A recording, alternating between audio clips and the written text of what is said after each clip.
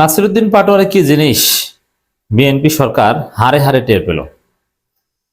দর্শক, বিএনপি সরকারের ভেতরের রহস্য ফাঁস হয়ে গেছে নাসিরউদ্দিন পাটোয়ারিকে কেন্দ্র করে। এই মুহূর্তে দেশে ভয়াবহ ফুয়েল ক্রাইসিস, ফুয়েল সংকট। আপনারা জানেন, জ্বালানি তেল সংকট। এই ফুয়েলকে আমরা মজা করে তেল বলি। যাই হোক, কারণ পৃথিবীতে চলে তেলের উপর। মধ্যপ্রাচ্যের রাজা বাদশাদের কেউ প্রভাবিত করতে পারে না। তারা রাজা বাদশাহ, কোনো ডেমোক্রেসি নেই, স্বৈরতন্ত্র। কিন্তু সেখানে তেল কোম্পানিগুলো তাদেরকে প্রভাবিত করতে পারে। তো এই যে বাংলাদেশ এখন ভয়াবহ ফুয়েল সংকটের মধ্যে আছে, পাম্পগুলো সবগুলো, বাংলাদেশের সমস্ত পাম্প বন্ধ হয়ে যেতে পারে এবং ফুয়েল পাচ্ছে না গ্রাহকরা। এক ভয়াবহ সংকট।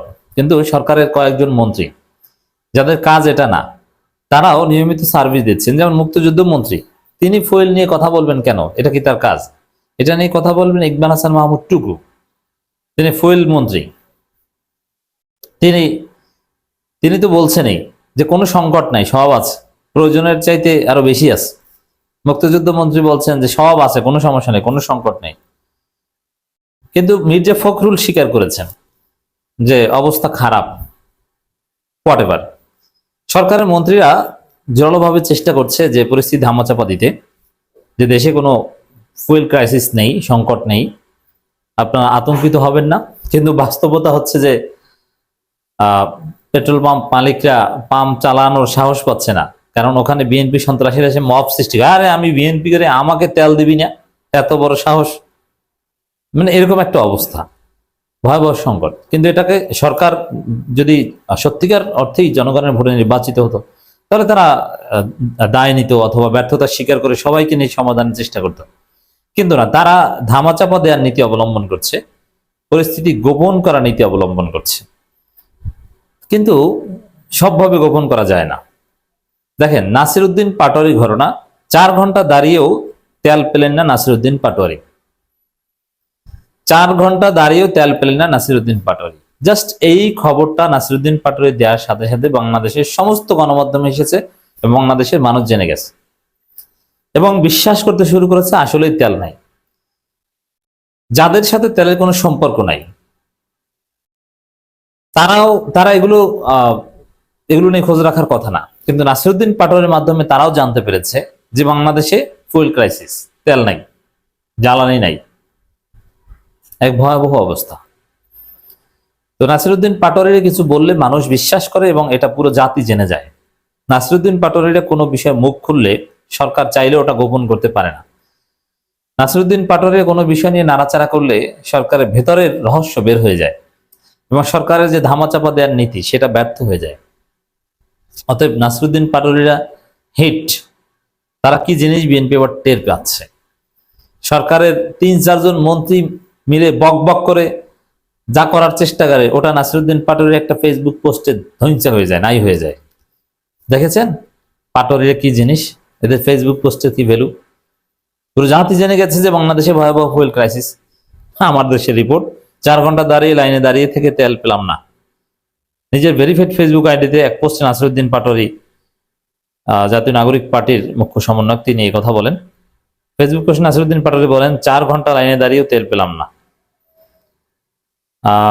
তো এখন দেখেন, এখানে গত 22 মার্চ রাতে এক বার্তায় Bangladesh petrol pump owners association তারা জানায়, জ্বালানি তেলের সংকটের কারণে যে কোনো সময় বাংলাদেশের পেট্রোল পাম্প বন্ধ হয়ে যেতে পারে। এর মানে সংকট। আর মন্ত্রীরা বলছে কোনো সংকট না। আর নাসিরউদ্দিন পাটোয়ারিরা 4 ঘন্টা দাঁড়িয়ে তেল পাচ্ছে না। নাসিরউদ্দিন পাটোয়ারিদের মতো হেভিওয়েট ব্যক্তি, যাদের অনেক ব্যস্ততা, তারুণ্যের সাথে মিশতে হয়, জনগণের সাথে মিশতে হয়, সাধারণ তেলের জন্য 4 ঘন্টা দাঁড়িয়ে থাকা ইটস টোটালি ইম্পসিবল। আমি তো কোনো কাজের জন্য 1 মিনিটও সিরিয়ালে দাঁড়াতে রাজি না, দাঁড়াই না। At any cost serial break করতে হবে, অথবা যেখানে সিরিয়াল আছে সেখানে আমি নাই।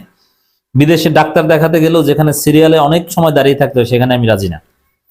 একটা সময় আমি সিএমএসি যেতাম, ভেলোরের যে খ্রিস্টান মেডিকেল কলেজ, তো ওখানে যেতাম, কিন্তু ওখানে প্রচুর সিরিয়ালে দাঁড়িয়ে থাকতে হয় ঘন্টার পর ঘন্টা।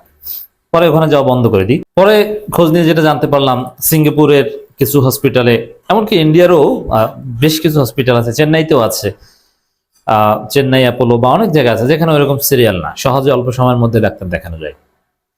যে কাজ সিএমসি তে করতে আপনার 15 দিন লাগবে, ওই কাজ আপনি 3 দিনের মধ্যে করে বাড়ি যেতে পারবেন। থাইল্যান্ডের বিভিন্ন স্পেশালাইজড হসপিটাল, জেনারেল হসপিটাল, সরকারি হসপিটালও আছে যেখানে অল্পের মধ্যে ভালো মানের চিকিৎসা পাওয়া যায়। আমরা বিকল্প খুঁজে নিই। মানে অপেক্ষা সিরিয়ালে দাঁড়ানো এটা অনেকের পক্ষে অসম্ভব, কঠিন। সবার জীবনের বাস্তবতা একরকমের না। নাসিরুদ্দিন পাটোয়ারিদের জন্য 4 ঘন্টা দাঁড়ানো মানে অনেক ক্ষতি।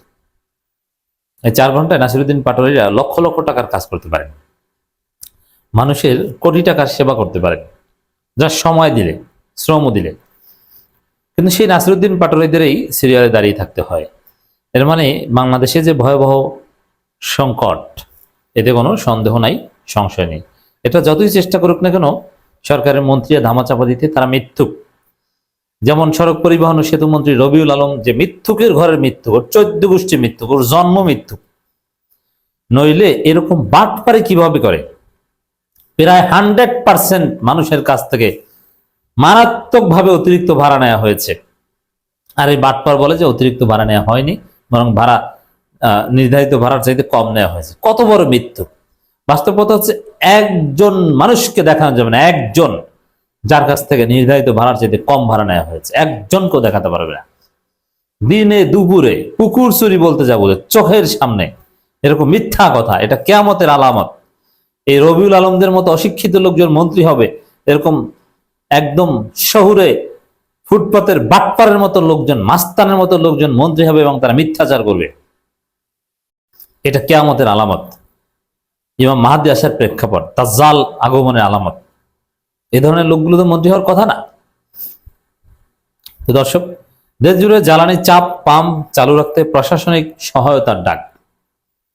মানে এতটাই ভয়াবহ অবস্থা যে প্রশাসনিক সহায়তা ছাড়া পাম্প চালুই রাখা যাবে না, ভাঙচুর করবে। দেখেন, জ্বালানি তেলের সরবরাহ কম, ভোক্তার চাপ বাড়ায়। নিরাপত্তা ঝুঁকি মোকাবেলায় পুলিশ প্রশাসনের সহায়তা পেট্রোল পাম্প চালু রাখার আহ্বান জানানো হয়েছে। ওনার্স অ্যাসোসিয়েশন আরো অনেকবার জানানো হয়, বিশেষ করে petroleum dealers, distributors, agents and petrol pump owners association আহ্বায়ক সৈয়দ সাজ্জাদুল করিম কাবুলে আহ্বান জানান। দেখুন, এখানে ইটস ভেরি সিগনিফিকেন্ট যে পুলিশ দরকার কেন পেট্রোল পাম্প চালু রাখতে? যে তেল থাকলে দিবে, সিরিয়াল লাগে লাগুক, অল্প আছে অল্প দিবে, কিন্তু পুলিশ লাগবে কেন? পুলিশ লাগবে কারণ যে বিএনপি সন্ত্রাসীরা মব সৃষ্টি করে, পেট্রোল পাম্পে গিয়ে বলে যে আমি বিএনপি করে, আমি ছাত্রদল অমুক, আমাকে আগে দে। কিন্তু জনগণ তো এটা মানবে না, বা এভাবে তো ব্যবসা চলতে পারে না। ব্যবসা প্রতিষ্ঠানে যদি বিএনপি কে আলাদা কোটা দেয়, আর ও তো টাকা বেশি দিবে না, ও তো আর কম দিবে মনে হয়, অনেকে টাকা দিবেই না। আরে আমি বিএনপি করি, তুই আমার কাছে টাকা চাও।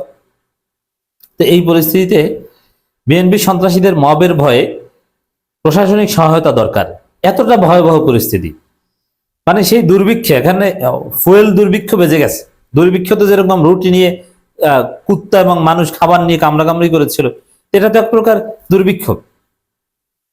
তো দর্শক, সরকার অবস্থা গোপন রাখতে পারলো না, নাসিরুদ্দিন পাটোয়ারিরা পুরো জাতিকে জানিয়ে দিলেন।